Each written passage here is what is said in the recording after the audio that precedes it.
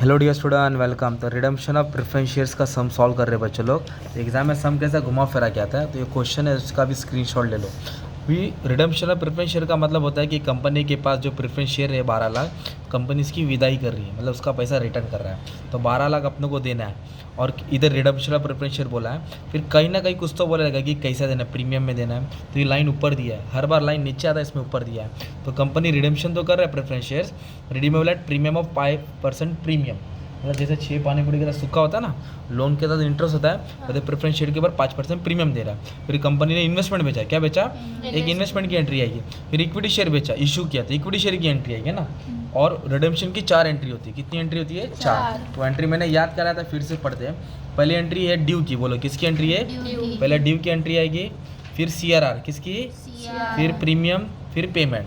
Due, CRR, premium, payment, due, CRR, premium, ये 4 main entry होती है। ठीक है, तो आ जाओ।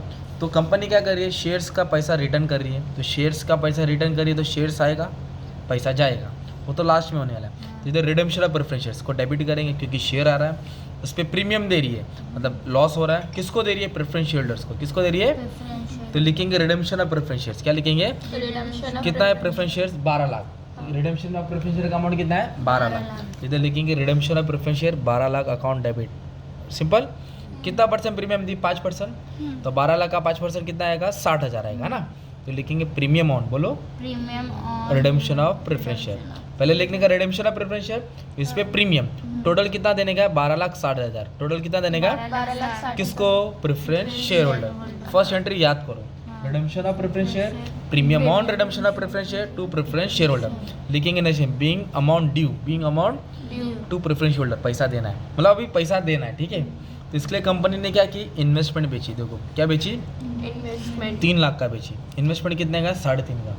अब बेची कितना? 3 लाख। तो कम में बेची, मतलब 50,000 लॉस। अगर मान लो 3.5 का रहता और 4 लाख में बेची तो 50,000 फायदा। तो कुछ भी चीज़ बेचेगी तो पैसा आएगा कि जाएगा? आएगा। तो पैसा आएगा तो बैंक को डेबिट करने का, इन्वेस्टमेंट को क्रेडिट। अगर फायदा होता ना तो टू प्रॉफिट एंड लॉस लिखता, फायदा होता तो पर लॉस हुआ है, इसके लिए प्रॉफिट एंड लॉस किधर रहेगा? डेबिट। प्रॉफिट एंड लॉस किधर रहेगा? डेबिट। तो इन्वेस्टमेंट 3.5 लाख का था, तो इन्वेस्टमेंट गया ना अपने पास से, पर अपने पास सिर्फ 3 ही लाख आया।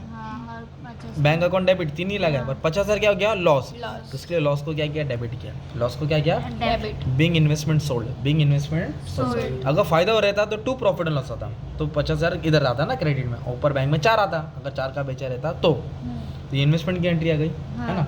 सम को 2 बार देखने का पड़ेगा तभी याद होगा। फिर इधर बोला इक्विटी शेयर बेचा, देखो क्या बेचा है? इशू मतलब दिया। तो अगर शेयर जाएगा तो पैसा आएगा। तो कितना शेयर दिया? 75,000। एक शेयर कितने का दिया? 10 का। और 2 रुपया प्रीमियम भी लिया। 2 रुपया क्या बोला है? प्रीमियम। तो इधर क्या हो रहा है? शेयर जा रहा है। क्या जा रहा है? शेयर जा रहा है, प्लस एक्स्ट्रा पैसा लिया। तो इधर लिखेंगे टू सिक्योरिटी प्रीमियम। क्या लिखेंगे? To security. तो कितना शेयर दिया? 75,000। एक शेयर कितने का था? 10। और उस पर 2 रुपया क्या लिया? प्रीमियम। तो 7.5 लाख शेयर का आएगा और 2 रुपया किसका आएगा? प्रीमियम। मतलब 1.5 लाख प्रीमियम का आएगा। तो टोटल कितना रुपया है? 9 लाख। टोटल कितना है? 9 लाख। तो पैसा आ रहा है, इसलिए बैंक को क्या किया? डेबिट किया। तो इन्वेस्टमेंट गया तो पैसा आया, शेयर गया तो पैसा आया, मतलब कंपनी बंदोबस्त करिए पैसे का, क्योंकि इनको पैसा देना है ना 12 लाख। तो इधर इसका नरेशन बनेगा being equity share issue, being equity share at a premium डाल देने का। अब पहला एंट्री ड्यू का लिखा ना तुमने, अब इधर आएगा CRR। क्या आएगा? Premium payment. CRR का मतलब होता है कैपिटल रिडम्पशन रिजर्व। क्या होता है? Capital redemption reserve. मतलब हमारे घर में कितना पैसा है, अभी आपको स्टोरी के हिसाब से समझाना पड़ेगा। आपने कर्जा लिया 12 लाख। कितना लिया? 12 लाख। वो घर के बाहर ही खड़ा है, तो दरवाजा पीट रहा है, मेरा 12 लाख ला, 12 लाख ला। तो आप तो टेंशन में आएंगे ना। तो आप क्या करेंगे? 10 दोस्त को फ़ोन लगाएंगे, मुझे मदद करो, कोई हेल्प करने नहीं आया, मैं तुम्हारे लिए हेल्प करने आया। तो मैं तुम्हारे लिए 12 लाख तो नहीं लाया, तुम्हारे लिए 7.5 लाख लाया। कितना लाया? 7.5। तो तुम खुश हो गए ना। तो 12 लाख देने का था, तो तुमने क्या बोला उधर ही, भाई उसको 7.5 दे दो। तो मैं जब उसको 7.5 दिया तो वो तुमको क्या लगा, भाई बाकी का कब देंगे? तो बाकी का आप तिजोरी से देंगे, घर से देंगे। तो जो घर से उठा रहे हैं ना, उसको बोलते हैं रिजर्व क्रिएट कर रहे हैं। क्या क्रिएट कर रहे हैं? तो घर में देखो ना, रिजर्व है ना, प्रॉफिट एंड लॉस। घर की तिजोरी में 7 लाख है, प्रॉफिट एंड लॉस में कितना बैलेंस है? 7। तो घर से कितना उठाना है वो फाइंड करना है। तो उसका फॉर्मूला क्या है? CRR equal to nominal value of preference shares. बोलो nominal value of preference. Main मुद्दल कितना अमाउंट था? 12 lakh minus fresh equity issue. Equity से कितना है? 7.5। इन्वेस्टमेंट का पैसा नहीं लेने का, डिबेंचर का पैसा नहीं लेगा। इक्विटी से कितना है? 7.5 लाख। तो अपने को देना था 12 लाख, अब बंदोबस्त हुआ 7.5 लाख का। बंदोबस्त कितना हुआ? तो कम कितना पड़ा 4.5 लाख, कम कितना पड़ा 4.5 तो ये पैसा कहाँ से उठाएंगे फ्री रिजर्व से, कहाँ से उठाएंगे या तो जनरल रिजर्व या तो profit and loss, Profit and या तो loss. जनरल रिजर्व या या प्रॉफिट फिर एंड profit तो and loss. अपने घर पे है 7 लाख अभी, 7 घर पे बैलेंस कितना है 7 प्रॉफिट एंड लॉस पे, और देना कितना 4.5, तो क्या पूरा 7 देंगे क्या, नहीं कितना रिजर्व क्रिएट किया 4.5 लाख। तो ये 4.5 लाख कहाँ से उठाया, घर से उठाया, घर में कौन सी चीज जरूरी से प्रॉफिट एंड and लॉस।